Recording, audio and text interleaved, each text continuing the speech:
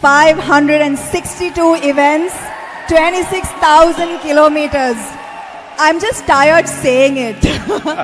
Don't you ever get tired, Sathguru. Anchor said, at this age, how do you ride for 9 hours and come and do an interview and you're still fine? He repeated the word this age 3 times and I didn't like it. I'm warning you so that you don't use that.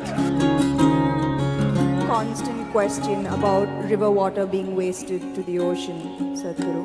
So, is there a way that we can save it? See, the river water must go to the ocean. On the way you can drink, you can irrigate your lands a little bit, you can use it, but river water must go to the ocean. This is a very wrong concept which a lot of states are unfortunately taking. I would say at least 25% of the river water must flow into the ocean. All religions started with this question, but today most religions have come to this place, you cannot ask a question. If you ask a question, you're dead. How much of one's life is a result of their past karma? Are the injustices and unfairnesses that one faces in one's life a result of their past karma? If so, do you accept these injustices and find solace in the fact that, okay, the karma is being cleared? Samantha, you're old enough for this. I'm not saying you're old, I said you're old enough. I've noticed this, that beyond the material ego, there is now suddenly a wide spread… Who's this ego guy, your friend? Is all around me. Show me where it is, I'll fix it right now. I wish I knew where it was, it just keeps coming suddenly. So, you don't know where it is. As a person, as a woman, you are a beautiful person, wonderful person, I mean. I'm sorry, I didn't say only at certain times you're beautiful, you're always beautiful, but certain times you're wonderful. Don't tell me, huh? You need to tell the world.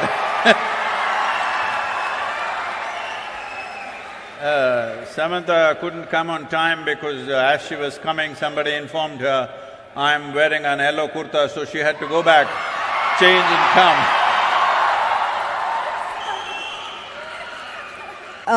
It's absolutely an honor to be in your presence.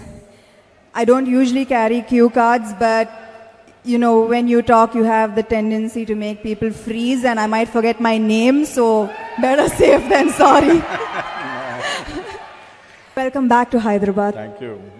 The 94th day of your motorbike tour to save soil. 562 events, 26,000 kilometers. I'm just tired saying it. Don't you ever get tired, Sathguru? People continuously asking me almost everywhere, looking at the schedule and the distances we are making. 562 events? 562 events means on an average 8 to 9 events per day is what's been happening along the way apart from the riding. So,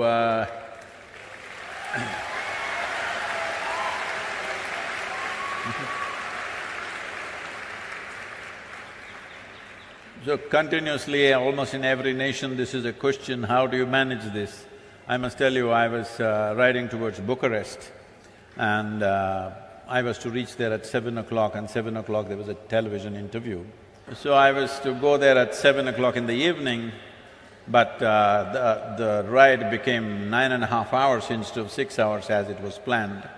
So I reached there around 11:15 and they were still waiting, the television crew. So I walked straight into the event and well, an hour and a half when we finished, it was nearly 1 o'clock in the morning, and then I was talking to them. So this anchor said, at this age, how do you ride for 9 hours and come and do an interview and you're still fine? He repeated the word this age 3 times and I didn't like it. I'm warning you so that you don't use that. I'll make note.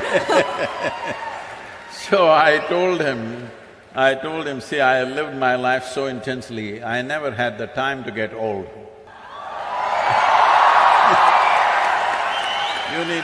You need lot of time to get old. Where is the time to get old? Can you please give me the secret as well? I will. I would like to stay this way for some time. We will reveal the secrets to you. So I see your amazing bike, and some would say a bike tour, an unusual way to create awareness. Why a bike tour, Sathguru? Why a motorcycle? Well, see, the thing is, last 2.5 years particularly, I've been talking to various agricultural ministries, scientists, top scientists in the world, soil scientists I mean, and bureaucrats and variety of people who hold responsible positions in the world.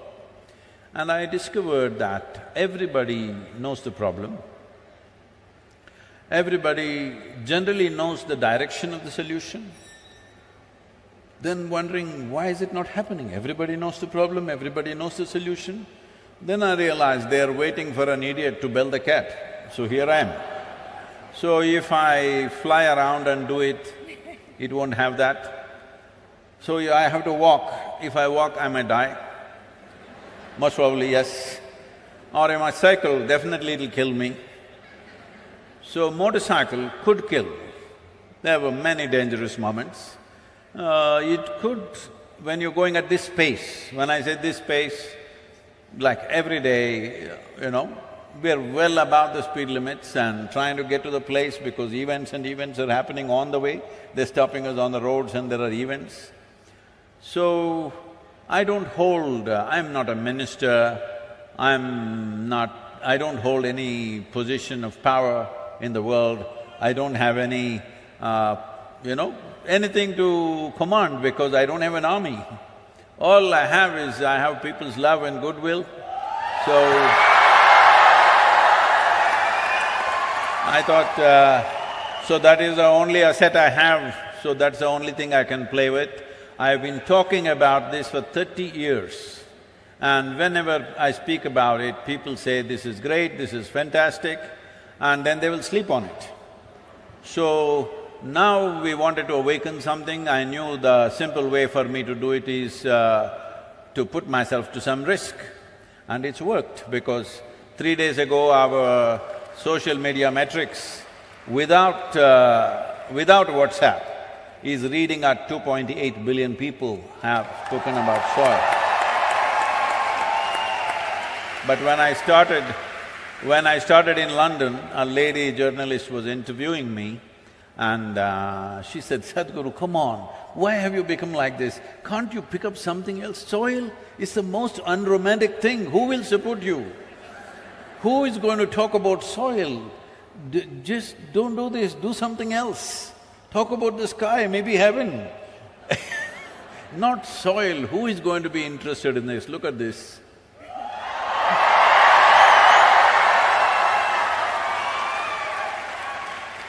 There is this constant question about river water being wasted to the ocean, Sathguru. So, is there a way that we can save it? See, the river water must go to the ocean. On the way you can drink, you can irrigate your lands a little bit, you can use it, but river water must go to the ocean. This is a very wrong concept which a lot of states are unfortunately taking. If the river water does not go, enough river water, I would say in ideal conditions, minimum 50% should go. But with our population pressure, where we have 4% of the world's land and 17.6% of population, world's population, with this pressure, you cannot expect 50% to flow. At least 25% of the river water must flow into the ocean. Why? India has 7,600 square kilometers of coastline. So along this coastline, there's an ecosystem which is marine kind of ecosystem. It's a completely different ecosystem than the marine ecosystem and also different from the river water itself, because it's a meeting of these two, meeting and mingling of these two different types of waters. If this buffer goes away, then marine ingress will happen. Marine water will start percolating into the soil and coming in. You know from Tamil Nadu, 80 kilometers inside, marine water has come right now in Tuticorin region. Just 15 years ago, it was all sweet water. Today all the wells are salt water. People have vacated the whole villages. You will see ghost villages, completely empty villages, all locked homes, and they've left because there is no sweet water anywhere.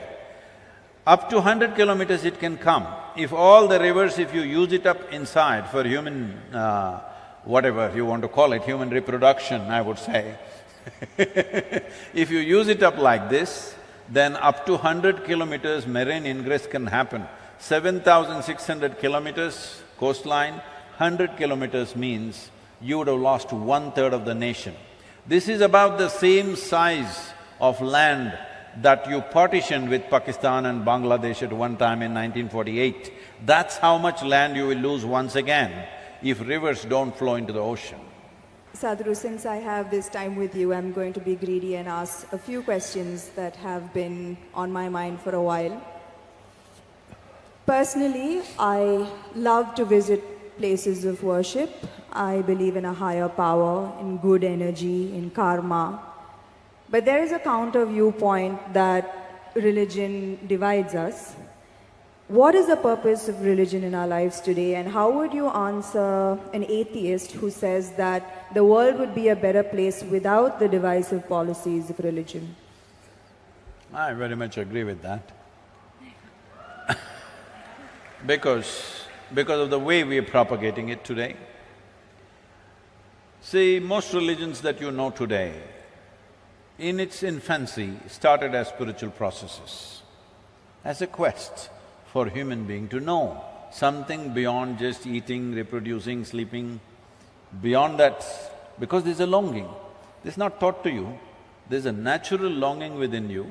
See, if you're struggling for food, food will be the only thing. If you're struggling to have a shelter, that'll be the only thing. Suppose everything you want is just provided today, then suddenly you wonder, why am I here? What is it? So there is a longing to know. A human being cannot simply say, I don't want to know anything, I will just eat well and live well. It doesn't work, because your intelligence is evolved into a certain place where without asking a question you cannot exist. So when I say without asking a question means a quest.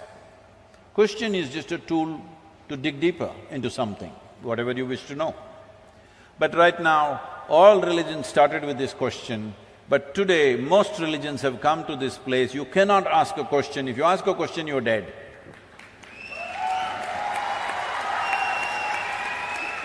So, with what purpose it started and what it has become today is a different thing. So, we need to make a distinction between religion, religious process and spiritual process. It has become necessary today to do this, because today religion means belief. You believe this and this, then you belong to this religion. If you believe that, you become that religion. So when you say, I believe something, it's like this. How many of you here believe you have two hands? All of you just raise one hand. If you believe you have two hands, do you believe you have two hands, or you know that you have two hands? You know.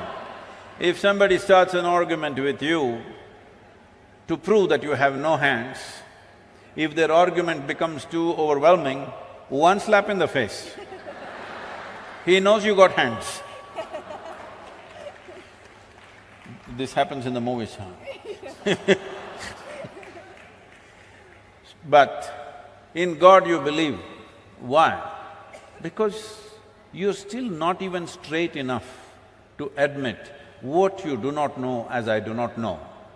This much sincerity should enter human heart and intelligence. What I know, what I do not know, I do not know. What is the problem? Whatever I do not know, I believe. You're destroying I do not know.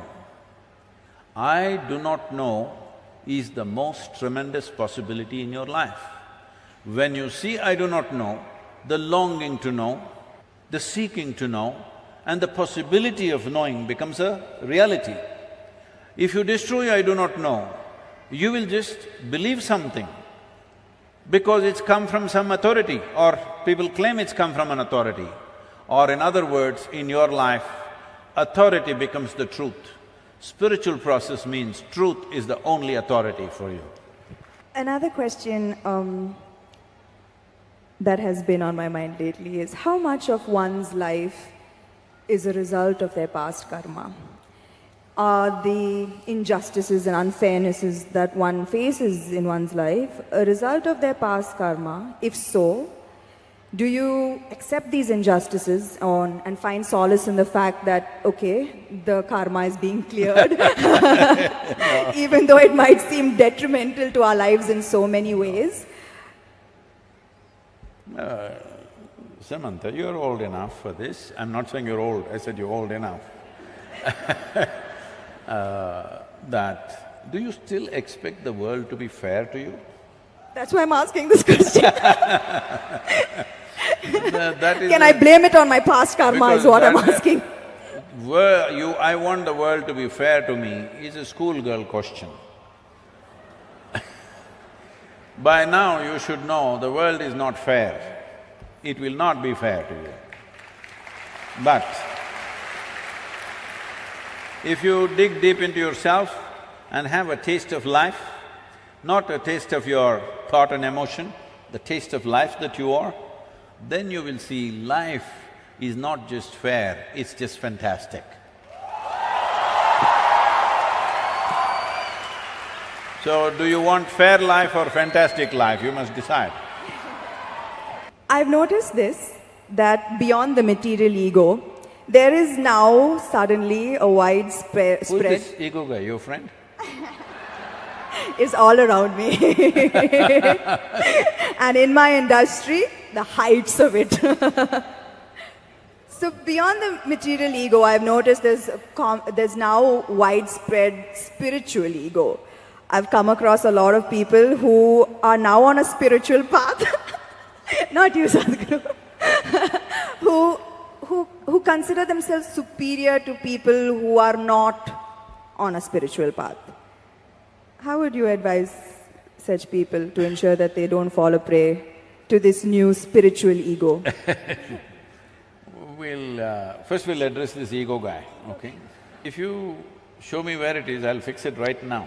I wish I knew where it was, it just keeps coming suddenly. So, you don't know where it is.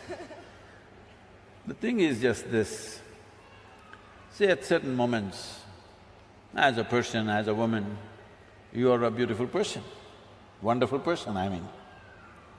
I'm sorry, I didn't say only at certain times you're beautiful, you're always beautiful, but certain times you're wonderful, all right? Certain moments maybe you're nasty, possible. So whenever you're nasty, you say, it's my ego. Why don't you say, it's me, I'm sometimes wonderful, sometimes nasty. If you see this, naturally nastiness will go down. But if you say, whenever you're nasty, Mr. Ego does this, and you don't know where he is, you don't know his address or ID, nor do you know his phone number, so how do you fix this guy? So everybody has this going in their life, because this is spiritual jargon without being spiritual is all over the place, particularly in India, because we have, 15, 20,000 years of spiritual history, so we know all the words.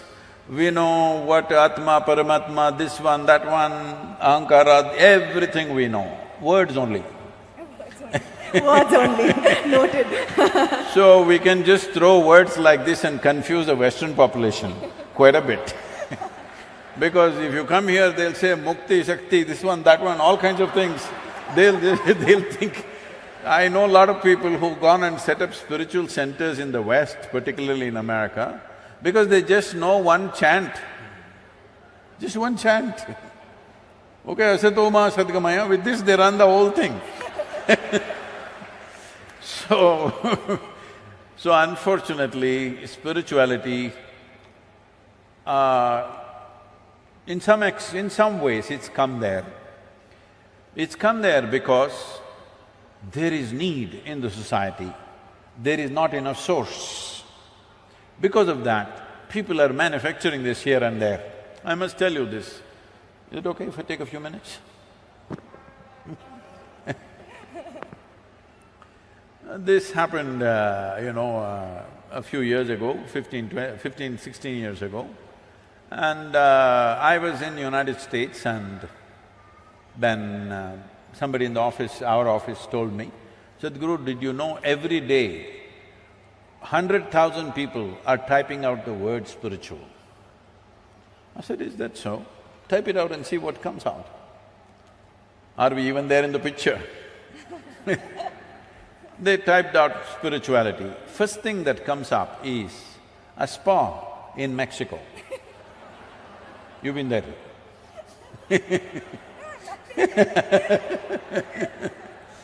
And the next thing that comes out is a call girl in Northern California. She has learnt all that SEO. For everything she says spiritual, spiritual, spiritual. 108 times she uses the word spiritual on her website. You say spiritual, she comes up, number 2. I thought this is a shame. For thousands of years, anything spiritual means people looked east. East means India, that's what it meant. So I said we must start something, a spiritual gateway, that if people say if they seek spirituality, they must look towards India. Because this is one culture which has spent maximum amount of time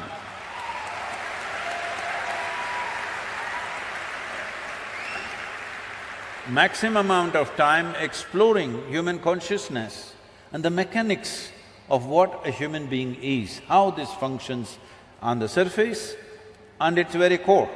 How does this function? What can we do about it? This has been explored. I'm not saying this out of my Indian origin, I'm saying this after looking at the world closely, that nowhere else has it been looked at like this. So, I said we must start a spiritual gateway, India, the spiritual gateway. As a part of this, I thought, till then, I must tell you this, till about 15 years ago, I had not met a single guru in this country. I just did not meet, I was just busy doing my own work. I never thought I had to go and look for somebody, I had never been to any other ashram anywhere. And then I thought, okay, let me make an attempt, then I started making phone calls. They all received my call pretty well, and then I started visiting some people and started putting together. We had one meeting with 125 gurus. We made this thing that nobody talks about their philosophy. You keep your philosophy, this is just a meeting. This is just about how to enhance your ashram or your yoga center, whatever you have, how to enhance the quality. 40 years ago when I first started the programs, inner engineering programs in various different forms, 85% of the people used to come to the programs only for health problems. Only 12–15% came to know something. Today, over 90% of the people come because they want to know something, experience something. Only 8 to 10%.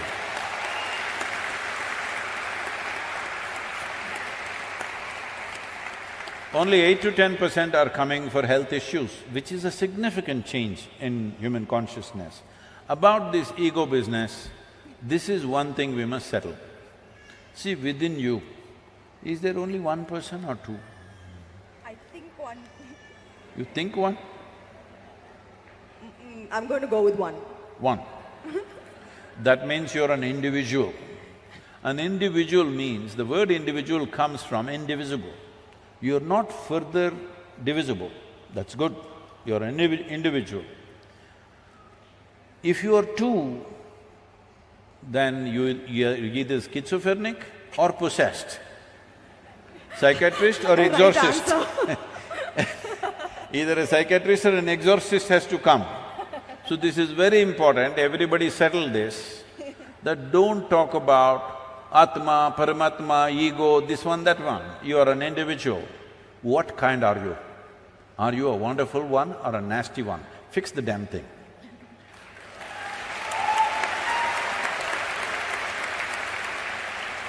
So you're saying, Sathguru, don't give excuses that, this is me and this is my ego and we are two different… No. You are one and take responsibility Yes. for it.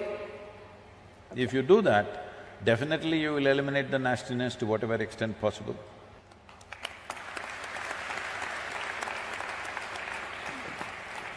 Thank you, Sathguru, for your time. Thank you so much.